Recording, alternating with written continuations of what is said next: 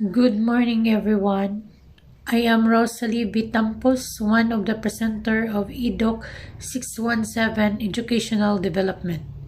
The topics of this presentation are: what is organization development, history of organizational development, foundations of organization development, and the recent organization development strategies amidst pandemic. Today, we are going to talk about what is organization development.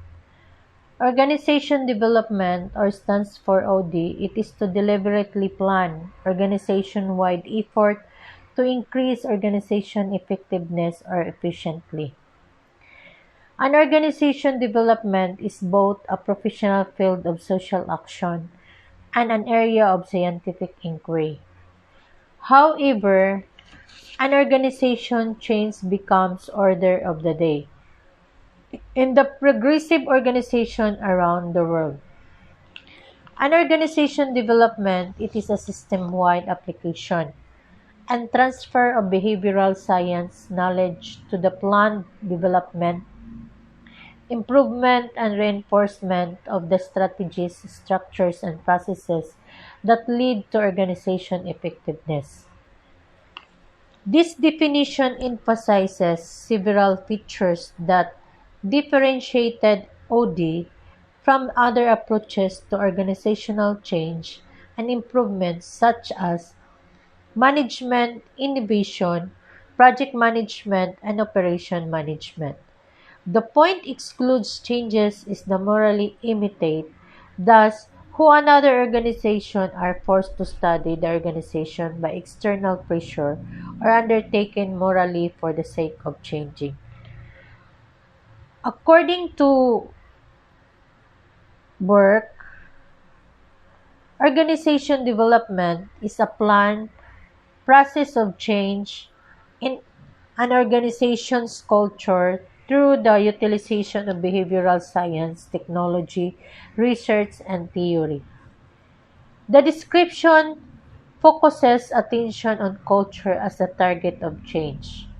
According to French, organization development refers to a long-range effort to improve an organization's problem-solving capabilities and its ability to cope with changes in its external environment with the help of external or internal behavior scientists, consultants, or change agents, as they are something called.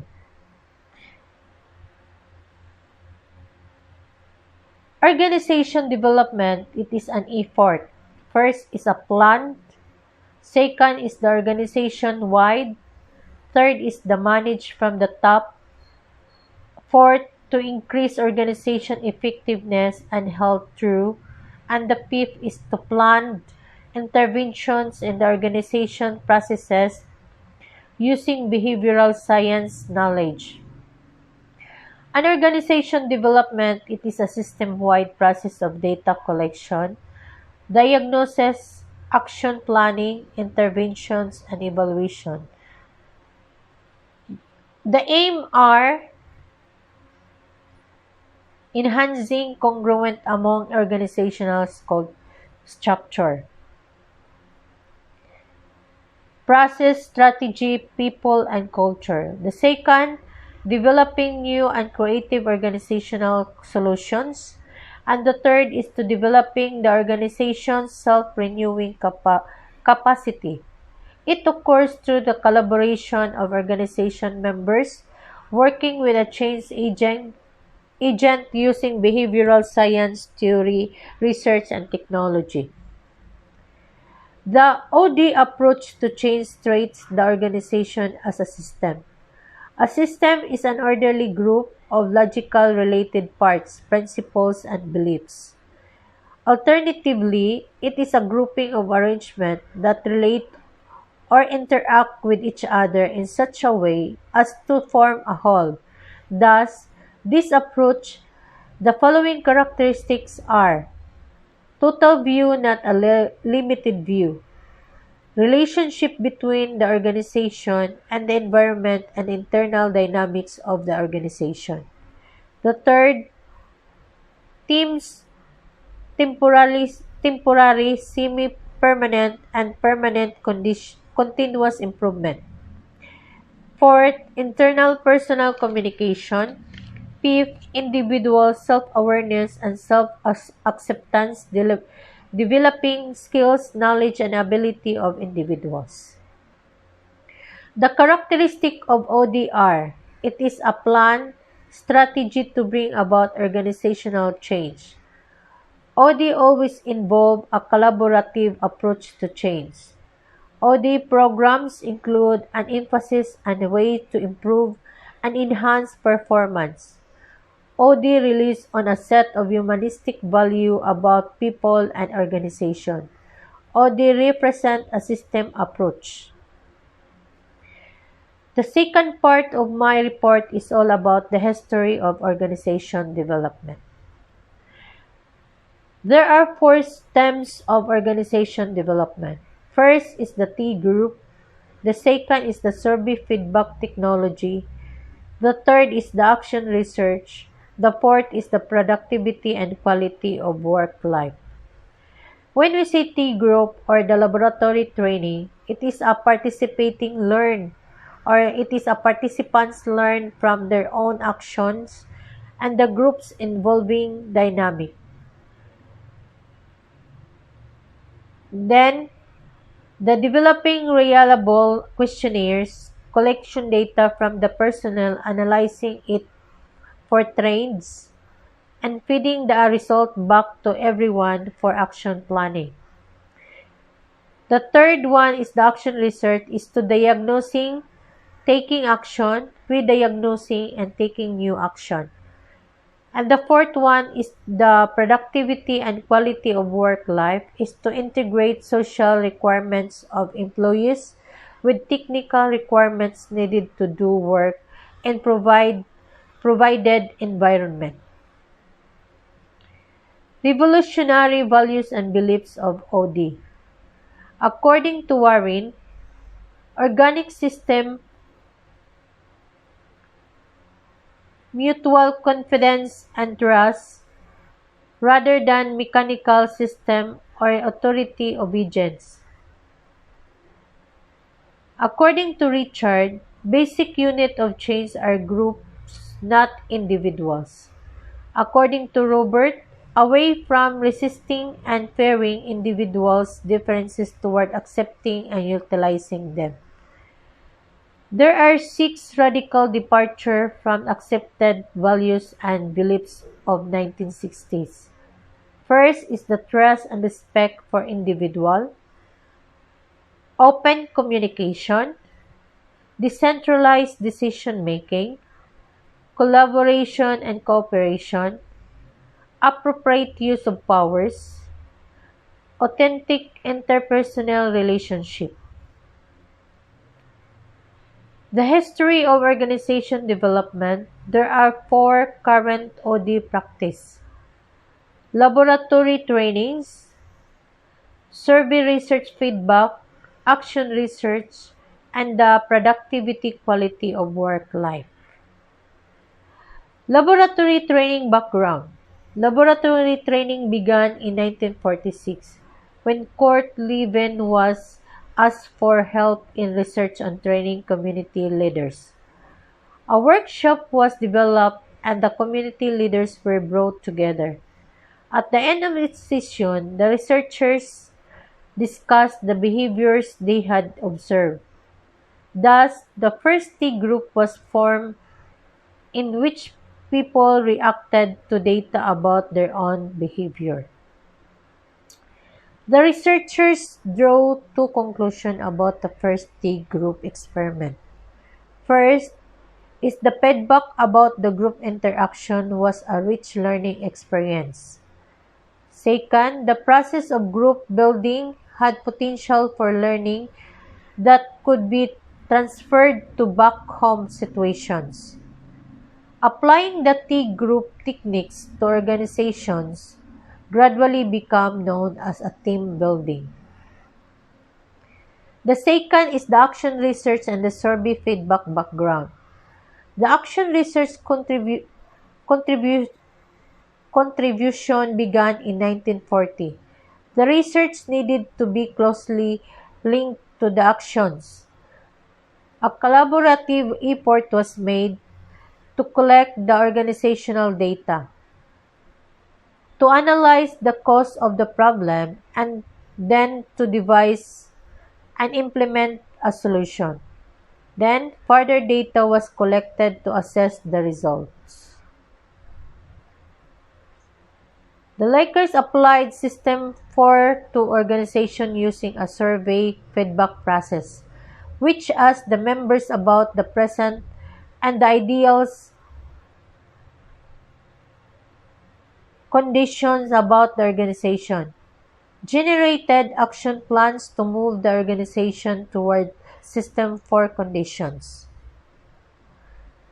The third one is the productivity and quality of work-life background. The contribution of QWL can be explained in two phases.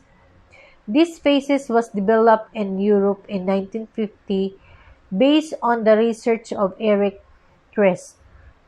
This program involved developing a work design which aimed at better integrating technology and people. Participation by unions and management in the work design. The distinguishing characteristic of this program was developing self-management group. The second phase of QWL is to continues under the banner of employee involvement. The employee contribute helps in running the organization so that it can be more flexible, productive, and competitive. The third topic is all about the foundations of organizational development. Models and theories. According to Kurt Lewin, change is a three-stage process. Stage 1, unfreezing the old behavior situation. Stage 2, moving to a new level of behaviors. Stage 3, repressing the behavior at the new level. Edgar Schein modified this theory by specifying psychological mechanisms involved in each stage. Later, Ronald Lippitt, Jane Watson, and Bruce Wesley expanded this model into seven-stage model. According to Ralph, there are 5 critical leverage point tracks for organization change. First is the culture track. Second is the management skill track. The third, the team building track. The fourth, the strategy structure track. The fifth, the reward system track. Under track 1, enhance trust, communication, information sharing. Track 2, provide new ways of coping with complex problems. Track 3, enforces new culture and updated management skills. Track 4, develops revised strategy plan for organization. Track 5, establishes performance-based reward system. OD intervention alter features of the work setting, causing changes in individuals' behaviors, which in turn lead to individuals and organizational improvements. There are 4 factors work setting. First is the organizing arrangement, social factors, physical setting, and technology. Under the environment, the flowcharts of the environment are the vision. Under the vision is the organizing arrangement, physical setting, the social factors, and the technology. Under the organizing arrangements, these are the goals, strategies, structure, policies, and procedures. And the social factors, these are the culture, the management style, information networks, individual, and attributes. The physical setting, those are the space configuration, physical ambience. And the technology are the machinery, the tools, the IT, the job design. Organizations are often systems in active exchange with their environment. There are These are the chart of the congruent model. The input of the congruent model are the environment, the resources, and the history. The strategies are the work, the people, the formal organization, and the informal organization. Then the output of this chart is the organization, the unit, and the individual. The socio-technical system theories. All organizations comprise of two interdependent systems: the social system, the technical system. To achieve high productivity and employee satisfaction, organization must optimize both systems. Changes in one system affect the other system. According to Brooke, the model of organizational change, there are two orders of change. The first order change is the transactional change. The second order change is the transformational change. The OD interventions directed towards structure, management practices, and systems, the policies and the procedures, those are the result in the first order change. The organizational development intervention directed towards mission and strategies, the leaderships and the organization culture result in the second order change.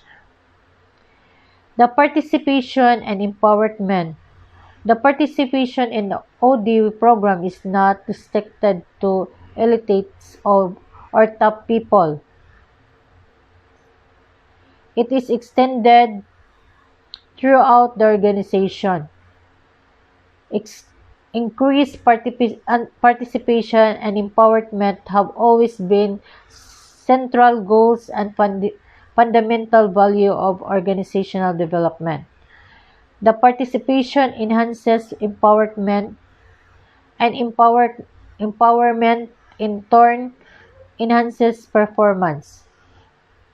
Empowerment in the key to getting people to want to participate in change. Teams and teamwork. Many tasks are so complex that they cannot be performed by individuals. People must work together to accomplish them. Putting those empowered individuals into team creates extraordinary effects of performance. Team create those are like, for example, sum of efforts of team is the far greater than sum of individual efforts.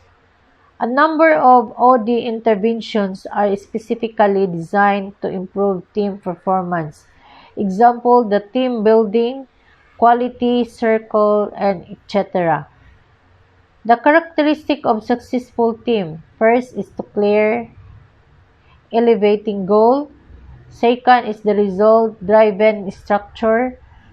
Third is the competent members. Fourth is the unified commitment. Fifth is the collaborative climate. Six is the standard of excellence. Seven is the external support and recognition. Team building and team learning. Forming, storming, norming, performing.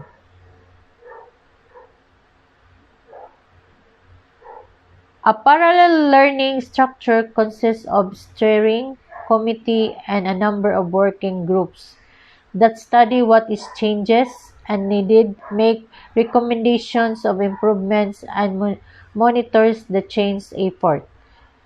The ideas group, the action group, the implementation group, etc.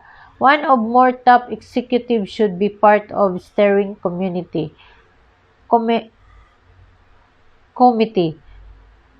Representatives from all parts of organizations.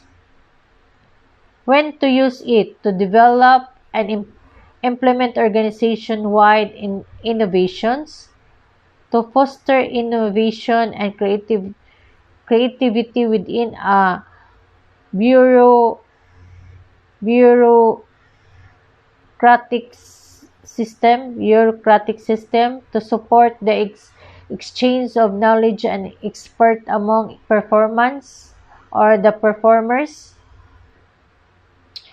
to capture the organization collective experts.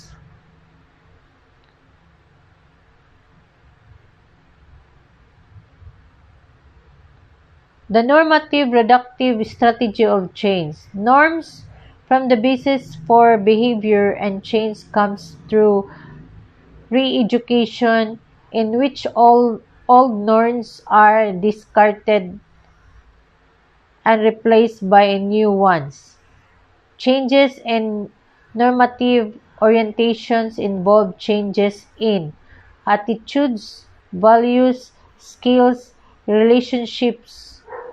Norms can be best changed by focusing on the group, not the individual. Applied behavioral science. The OD is an application of behavioral science. The pure, the basic science, these are the generating knowledge. The applied science is to knowledge to solve practical problem. Practice theory, diagnosing the situation, then selecting and implementing treatments based on diagnosis, and finally evaluating the effects of the treatments.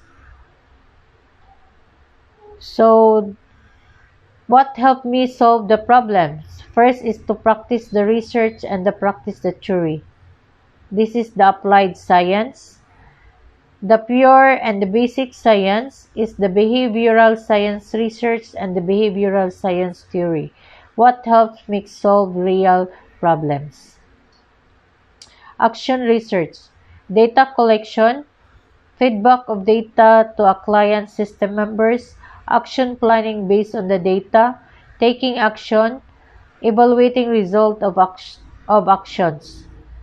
Type of action research is diagnostic, participant, empirical, experimental. Diagnostic means the researcher enters a problem situation, diagnose it, and make recommendation for remedial treatment. The participants, people who are to take action, are involved in the entire process. From the beginning, involvement increases the likelihood of carrying out the action once decided upon. Empirical, the researcher keeps the systematic, extensive records of what he or she did, what the effect it had. May encounter situations too divergent from another which may not permit generalization. Experimental, it is a controlled research on the relative effectiveness of various techniques. It is difficult to do when the client wants immediate answers. The fourth topic of my presentation is all about recent organization development strategies amidst pandemic. It has now been more than 100 days since the WHO was notified on the first cases of what we now call COVID-19, and must have changed since we launched the first strategic preparedness and response plan 2 months ago. The coronavirus disease 2019 pandemic is exacting a huge toll on individuals, families, communities, and societies across the world. Days has gone by since the coronavirus outbreak, and it seems like for the next few months we had to deal through crucial adaptability to the current situation. It has disturbed not only the financial status of leading companies but has also led to economic disruption worldwide. Amidst 100 other things, this situation had been taking a toll on the former marketing strategies practiced regularly. The Entrepreneur needs to act swiftly to minimize the impact of this pandemic. In order to do so, each company needs to stay one step ahead.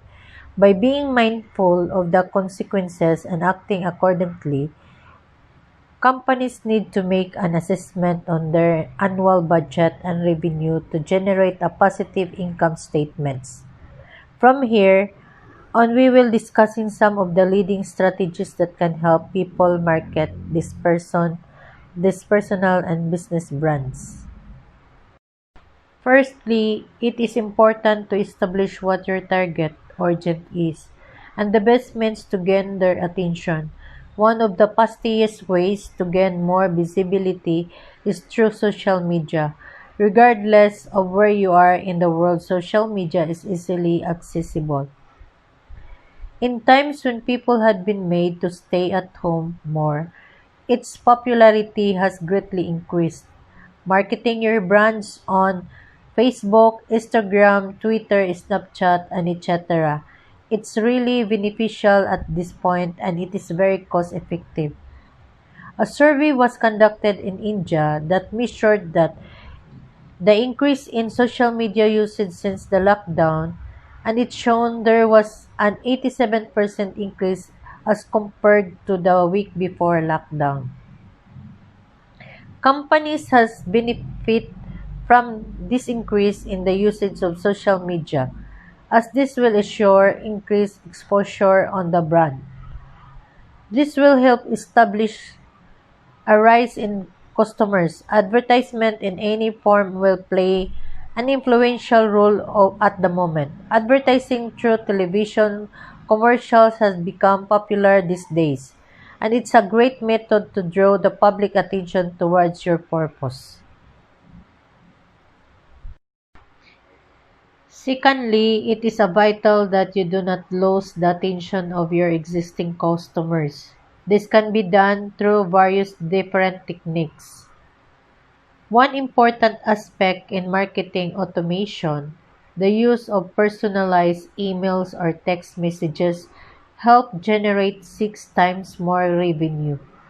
A few examples of marketing automation are personalized product recommendations, reminders via email, and gift cards. This method is coupled with low-cost input, and the software does not majority of the work, in turn, in turn reducing the need for employees. Another technique to hold your existing customer base is to attract them through reduced prices, maintaining the level of quality. A few examples are launching minor sale, free deliveries, benefits, grant schemes, lucky draws, buy one take one free products. Customers maintain their loyalty when the quality of the product is not compromised despite the reduction in sales prices. Lastly, thriving through this pandemic is strenuous, but you should not lose focus from your goals. This is important to stay connected with ways to make your company prosper. These are stressful times, and they require you to stay vigilant. It should be remembered that your health is a major component of your success. Don't forget your aims and goals, and take each step consciously in the right direction. Taking the right kind of strategy is going to ensure you stay protected from this economic downturn. That's the end of my report. Thank you very much, and God bless you all.